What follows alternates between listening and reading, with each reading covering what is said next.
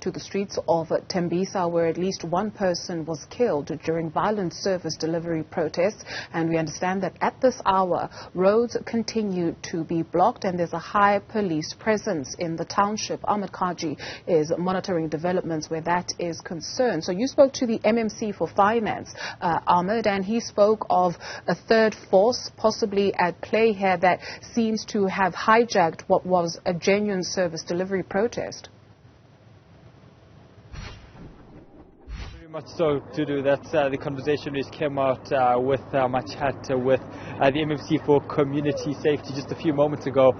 He was speaking at the fact that there were negotiations between the Mayor's office, Tanya Campbell, and there was certain and a group over here with regards to a meeting on their engagement. This was meant to take place on Monday, but according to the MMC, the meeting was disrupted and did not take place. And according to residents, this is one of the main reasons. According to reports, this is one of the reasons for the unrest this morning, the fact that that meeting did not take place. In terms of the situation on the ground, the entrances across Tembisa, getting into Tembisa, are still blocked by rocks, by some burning tires in certain points as well. But in terms of what's happening inside, we will be finding out a bit later on. We will be going with the law enforcement officials. Will be providing media with an escort in as well, so we can get an accurate situation of what is going on the ground as well.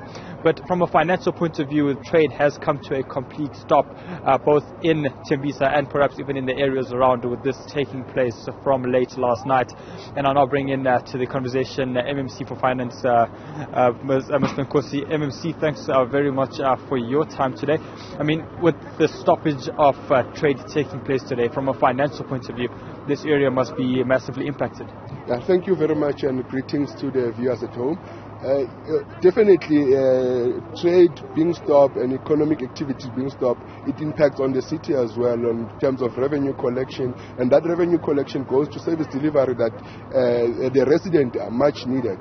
You can see we need the refuse removal needs to be taken out.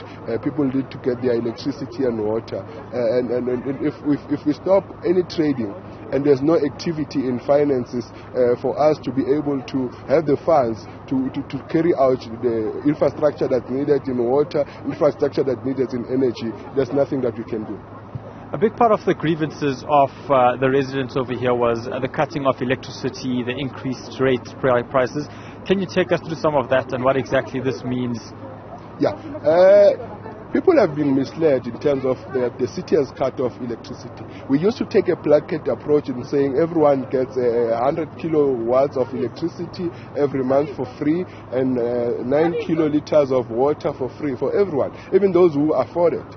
Now, in the new financial year, and we took that to public participation before we passed the budget, that only those who are indigent who cannot afford to pay for rates and services, our free basic services remains for them, but they need to go and register. They get 50 kilowatts of electricity for free. They get 6 kiloliters of water for free every month. And we said we increase the household income for those who are indigent. If you earn as a household combined income of 7,400, then you qualify to go and register as an indigent. And those with property values of less than 1250, automatically they become indigent. We put in the budget 4.5 billion rands to issue free basic services in terms of water and electricity. MMC, the next question I have is two-pronged. The first one is, do we have any confirmation whether a second person was killed in the unrest? And then also in terms of the destruction of property, I mean, we will see definite destruction of property coming out of this unrest. What does this mean then for your office? Yeah, at this stage, I'm not sure with the second fatalities, but in terms of of vandalism of property, one of our customer care center has been vandalized. That I can confirm. But now it will impact again on the resident, on service delivery, because those are the offices they go to for raise, they go to apply for those indigent status that it's much needed.